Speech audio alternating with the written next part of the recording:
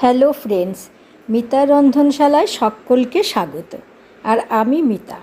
আজকে আমি বহু পুরনো একটা রেসিপি দেখাবো। প্রত্যেকেই বাড়িতে অনেকবারই খেয়েছেন, কিন্তু যারা নতুন নতুন রান্না করছেন তাদের রান্নাটা যাতে সহজভাবে করতে পারে সেজন্য কোনো পেঁয়াজ রসুনের ব্যবহার না করে মশলাটাকেও অতি সাধারণভাবে দেখিয়েছি।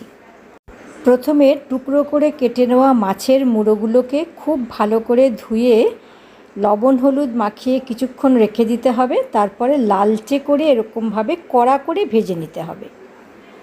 1.5 কাপ পরিমাণ গোবিন্দভোগ চাল 2-3 বার জল পাল্টে পাল্টে ধুয়ে তারপরে জলটাকে ছাকনা দিয়ে ছেঁকে চালটাকে ছাকনার ওপরে রেখে 15 থেকে 20 মিনিট রেখে দিলেই এরকম ঝরঝরে চালটা হয়ে যাবে। একটু জল থাকলে কোনো অসুবিধে নেই। আর আমি কিছু কাজু কিশমিশ নিয়েছি, এগুলো ভেজে দেব। যেহেতু পেঁয়াজ রসুন থাকবে না, একটু কাজু কিশমিশ দিলে খেতে ভালো লাগে। সামান্য নারকেল কোড়াও আমি এর মধ্যে ব্যবহার করব। এবারে দেখিয়ে দিই মশলা কী কী নিয়েছি। স্বাদ মতো লবণ, 1.5 চা চামচ হলুদ, 1/2 চা চামচ গরম মশলার গুঁড়ো, 1 টেবিল চামচ জিরের গুঁড়ো, 1 চা চামচ কাশ্মীরি লাল লঙ্কার গুঁড়ো। আর ফোড়নের জন্য জয়িত্রীটা আমি এখানে রেখেছি, অন্যান্য ফোড়নগুলো আমি দেখিয়ে দিচ্ছি।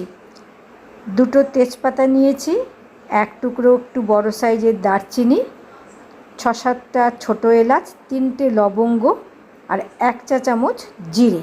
এগুলো ফোড়নে ব্যবহার করব। আর জয়িত্রী তো আগেই দেখিয়ে দিয়েছি। এবারে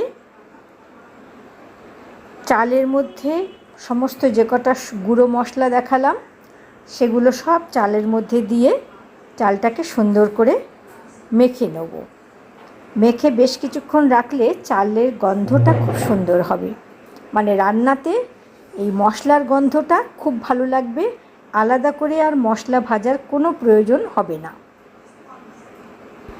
বেশ কিছুক্ষণ সময় ধরে প্রত্যেকটা চালের সঙ্গে যাতে মশলাগুলো মেখে যায় সেই জন্য পুরোটা মাখিয়ে নিতে হবে। একটু সময় করে এই কাজটা করতে হবে।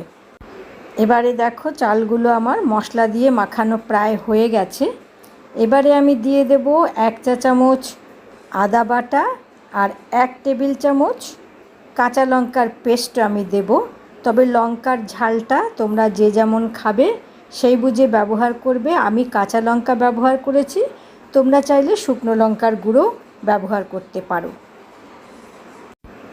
দেখো এখনও কিন্তু বেশ কিছু সাদা চাল দেখা যাচ্ছে, মানে পুরোটা এখনও মশলা মাখেনি। আর একটু ভালো করে মাখিয়ে নিতে হবে। মশলাটা মাখানো হয়ে গেছে। এবারে আমি আধা ঘন্টা মিনিমাম চালটাকে ঢাকা চাপা দিয়ে রেখে দেবো। এবারে গ্যাসে একটা বড় মাপের কড়াই নিতে হবে। চালগুলো সেদ্ধ হবে, পরিমাণে বেড়ে যাবে। আর দিলাম 1 টেবিল চামচ সর্ষের তেল। সর্ষে তেলটা একটু গরম হলে আমি দিয়ে দিচ্ছি 1 টেবিল চামচ ঘি। ঘি আর তেল গরম হয়ে গেলে প্রথমে আমি কাজু কিশমিশ যেগুলো নিয়েছিলাম সেগুলো একটু ভেজে নেব। প্রথমে কাজুগুলো দিয়ে দিচ্ছি। কাজুগুলো হালকা লাল করে ভাজা হলে, কিশমিশ না ভাজলেও চলে, সামান্য একটু তেলের পরে দিয়ে 30 সেকেন্ডের মতো একটু নাড়াচাড়া করে নেব।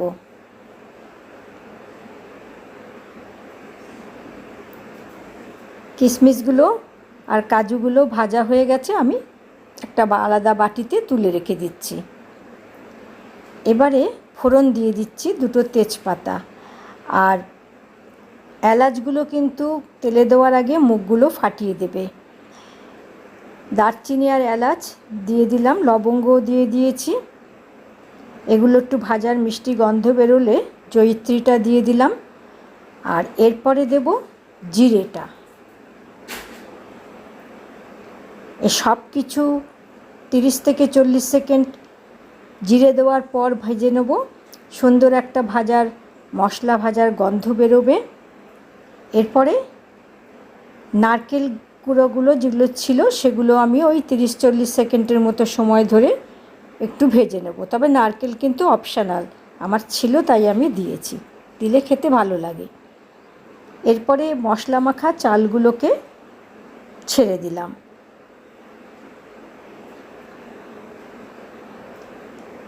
ভালো করে এই চালগুলো মশলার সঙ্গে আর ফোড়নের সঙ্গে 3 থেকে 4 মিনিট ধরে মিডিয়াম ফ্লেমেতে হালকা হাতে নেড়েচেড়ে ভেজে নিতে হবে।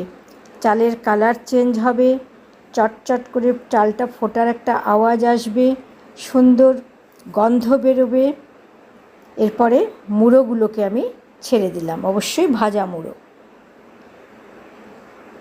মুড়োটা দিয়েও মিনিট খানেক নাড়াচাড়া করে ওই মিডিয়াম ফ্লেম কিন্তু এখন আর বাড়াবে না, নাড়াচাড়া করে একটু ভেজে নেব।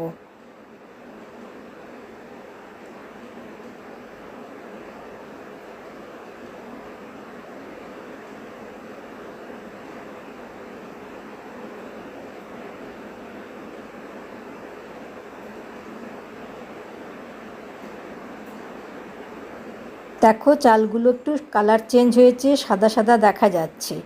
এবারে জল দিয়ে দেব। জলের পরিমাণ আমি দিয়েছি, এই 1.5 কাপ চালের জন্য প্লাস মুড়ো আছে, সব কিছু মিশিয়ে আমি জল দিয়েছি 5.5 কাপ, যেন মুড়ো চাল ভালোভাবে জলেতে ঢেকে যায়। এরপরে হাই ফ্লেমেতে ঢেকে দিয়ে ফুটিয়ে নিলাম। ফোটাবার পরে একটু নেড়ে চেড়ে নিয়ে ফ্লেমটাকে কিন্তু এবার আমি কমিয়ে দেব, মিডিয়াম টু লোয়ের দিকে করে দেবো একেবারে, করে দিয়ে ঢাকা চাপা দিয়ে 5 থেকে 6 মিনিট ফুটতে দেবো। মাঝে একবার খুলে দেখে নেব তলায় লেগে যাচ্ছে কি না, একটু নেড়ে দিতে হবে। ফ্লেমটা আরও কমিয়ে দিলাম, কতটা সেদ্ধ হয়েছে দেখে নিচ্ছি। ভালো করে আগে নেড়ে দিতে হবে সব জায়গাগুলো, যাতে কোথাও না লেগে যায়। চালটা এখনও একটু শক্ত আছে, আর একটু ঢাকা চাপা দিয়ে ফুটতে দিতে হবে। তবে যেহেতু জল এখনও যথেষ্ট আছে, জল কিন্তু আর দেব না। যদি জল প্রয়োজন হয় গরম জল ব্যবহার করতে হবে, ফুটন্ত গরম জল, ঠান্ডা জল কিন্তু কোনোভাবেই নয়। 2 মিনিট বাদে আবারও ঢাকা চাপাটা খুলে নিয়েছি। এবারে দেখো জল অনেকটা শুকিয়ে গেছে, সামান্য সামান্য জল দেখা যাচ্ছে। আবার নেড়ে দিচ্ছি, তবে খুব হালকা হাতে নাড়তে হবে। এবারে দেখে নিচ্ছি, এবারে চালটা বেশ নরম হয়ে গেছে। এবারে যেহেতু চাল নরম হয়ে গেছে আর এই মুড়িঘণ্টটা একটু মিষ্টি মিষ্টি খেতে ভালো লাগে, আমি এবারে চিনি দিয়ে দেবো। একটু নেড়ে নিই, জলটা সব জায়গায় যাতে ছড়িয়ে যায় আর শুকিয়ে যেতে সুবিধে হয়, সেই জন্য একটু নেড়ে নিলাম। এবারে আমি 2 টেবিল চামচ চিনি দিয়ে দিলাম। তবে মিষ্টিটা যে যেমন খাবে সেটা বুঝে দেবে। কেউ যদি মিষ্টি না খান সেক্ষেত্রে মিষ্টিটা নাও দিতে পারেন। আর কাজু কিশমিশটা এই সময় আমি ছেড়ে দিচ্ছি কয়েকটা, কিছুটা দিয়ে দিলাম আর একটু গার্নিশিংয়ের জন্য রেখে দিলাম। এই চিনি আর কাজু কিশমিশ দিয়ে আবারও ভালো করে নেড়ে দিচ্ছি। এবারে ঢাকা চাপা দিয়ে গ্যাসটা বন্ধ করে দেবো। এই যে অল্প অল্প গরম থাকবে, তাতেই বাদবাকি চালের জলটা টেনে যাবে। এবারে আমি পরিবেশন করে দিচ্ছি। আমার এই মুড়িঘণ্ট রান্নার রেসিপিটা আপনাদের কেমন লাগলো? ভালো লাগলে বাড়িতে একবার এভাবে ট্রাই করে দেখুন। সত্যি পেঁয়াজ রসুন ছাড়া এই রেসিপিটা খেতে অপূর্ব লাগে। ভিডিওটা ভালো লাগলে লাইক দেওয়ার অনুরোধ রইল। চ্যানেলের নতুন বন্ধু হয়ে থাকলে চ্যানেলটাকে সাবস্ক্রাইব করে বেল আইকনটাকে প্রেস করে অল নোটিফিকেশানটিকে অন করে নিও। তাহলে আমি পরবর্তী যত নতুন ভিডিও আপলোড করব তোমাদের কাছে নোটিফিকেশান সবার আগে পৌঁছবে। সবাই ভালো থাকবে, সুস্থ থাকবে। দেখা হবে নতুন রেসিপি নিয়ে পরবর্তী ভিডিওতে। ধন্যবাদ।